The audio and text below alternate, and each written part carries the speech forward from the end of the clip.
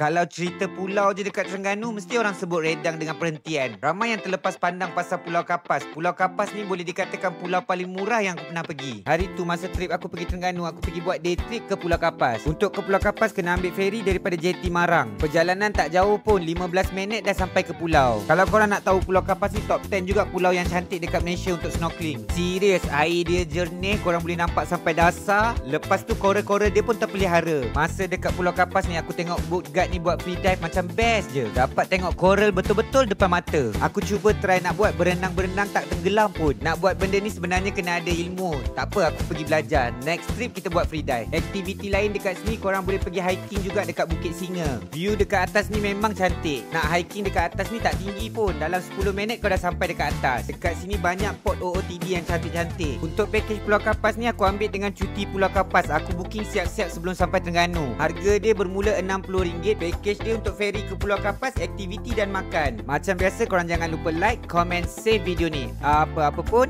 jom ikut aku travel.